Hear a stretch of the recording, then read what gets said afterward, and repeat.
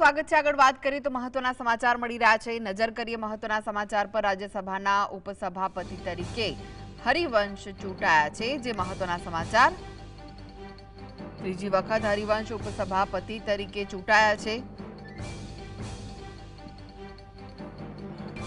નિર્વિરોધ હરિવંશ ઉપસભાપતિ તરીકે ચૂંટાયા છે।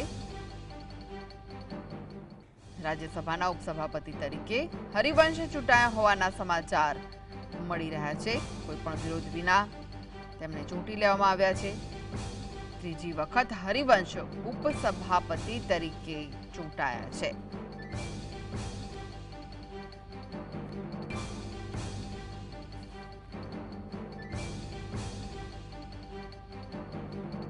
મહત્વના જે સમાચાર, રાજ્યસભાના ઉપસભાપતિ તરીકે હરિવંશને ચૂંટી લેવામાં આવ્યા છે। ત્રીજી વખત તેઓ ઉપસભાપતિ તરીકે ચૂંટાયા છે।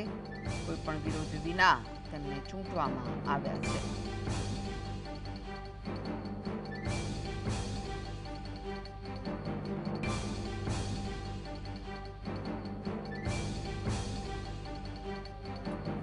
હરિવંશ ત્રીજી વખત ઉપસભાપતિ તરીકે ચૂંટાયા છે। જે મહત્વના સમાચાર, સતત ત્રીજી વખત તેઓ ઉપસભાપતિ તરીકે ચૂંટાયા છે।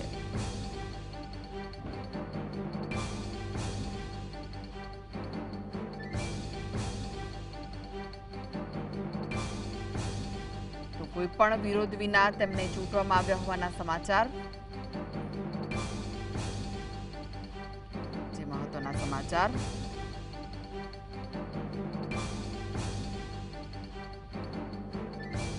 સભાપતિ તરીકે તેમને ચૂંટવામાં આવ્યા છે। કાર્યકાળ 2032 સુધી તેમનો રહેવાનો છે।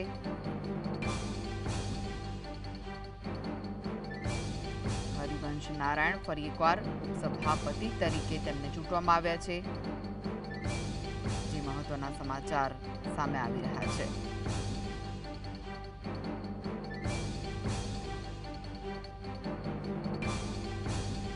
તો હરિવંશનો અગાઉનો કાર્યકાળ 9 એપ્રિલે પૂરો થઈ ગયો હતો।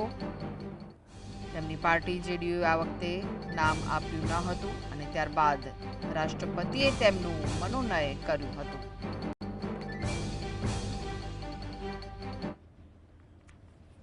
आदरणीय सभापति जी, सदन की ओर से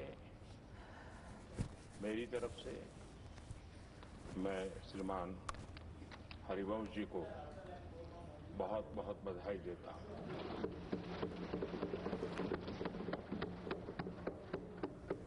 तो राज्यसभाની કાર્યવાહી હાલમાં શરૂ થઈ છે। વડાપ્રધાન નરેન્દ્ર મોદી સંબોધન કરવાના છે અંદર।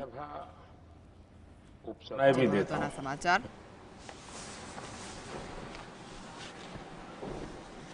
राज्यसभा उपसभापति के रूप में लगातार तीसरी बार निर्वाचित होना, ये अपने आप में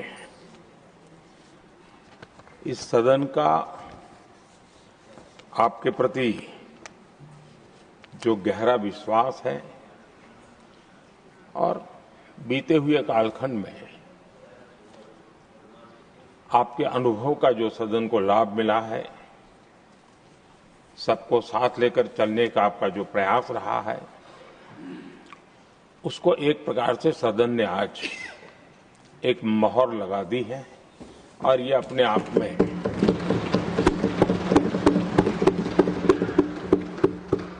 ये एक अनुभव का सम्मान है, एक सहज कार्यशैली का सम्मान है और एक सहज कार्यशैली की स्वीकृति भी है। हमने सबने हरिवंश जी के नेतृत्व में सदन की शक्ति को और अधिक प्रभावी होते हुए भी देखा है। और मैं कह सकता हूं कि केवल सदन की कार्यवाही का संचालन ही नहीं, वे अपने जीवन के जो भूतकाल के अनुभव है उसको भी बहुत ही सटीक तरीके से सदन को समृद्ध करने में उपयोग लाते हैं। उनका ये अनुभव पूरी कार्यवाही को, संचालन को और सदन के माहौल को और अधिक परिपक्व बनाता है। मुझे विश्वास है उपसभापति जी का नया कार्यकाल उसी भावना, संतुलन और समर्पण के साथ आगे बढ़ेगा और हम सबके प्रयासों से सदन की गरिमा को नई ऊंचाई प्राप्त होगी।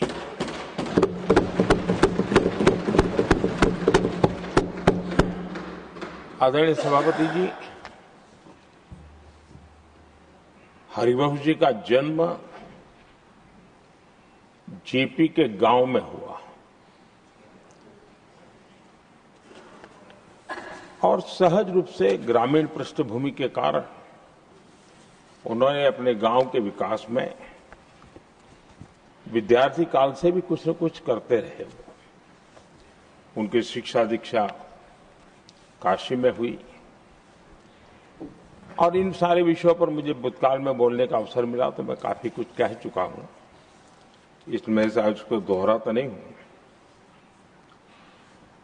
एक बात का उल्लेख आज जरूर मैं करूंगा। आज 17 अप्रैल है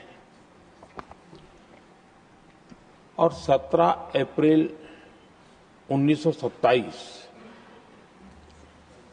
हमारे पूर्व प्रधानमंत्री चंद्रशेखर जी की जन्म जयंती भी है।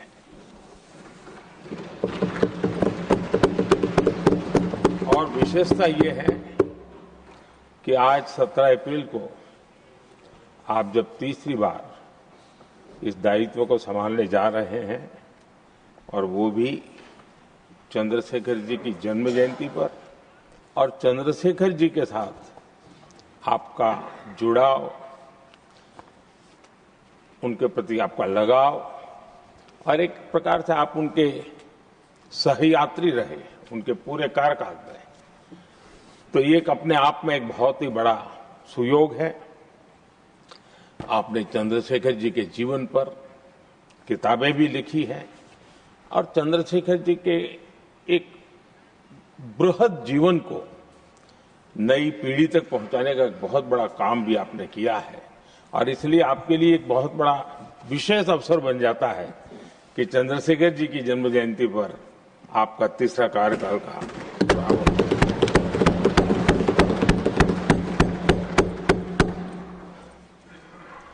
हरिवंश जी का सार्वजनिक जीवन केवल संसदीय कामों तक सीमित नहीं रहा है। पत्रकारिता के उच्च मानदंड आज भी आदर्श के रूप में रेखांकित किए जाते हैं। लंबा जीवन पत्रकारिता का रहा, लेकिन पत्रकारिता में भी उन्होंने उच्च मानदंड को हमेशा आधार माना। हम सब जानते हैं उनकी लेखनी में धार है,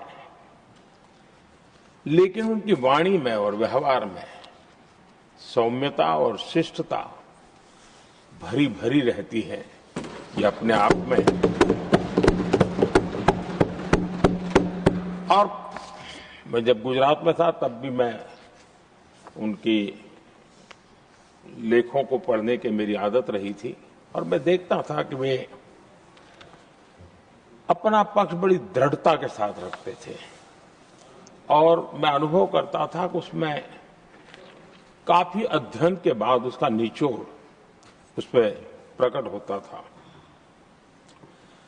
पत्रकारिता में भी अंतिम व्यक्ति तक पहुंचने का उनका निरंतर प्रयास रहा और एक सफल प्रयास भी रहा। और हम देखते हैं सदन में भी, चाहे पॉलिसी हो या प्रोसेस हो, उन बातों का कहीं न कहीं छाया हमें हमेशा नजर आती है और ये हम सबके लिए सुखद अनुभव है।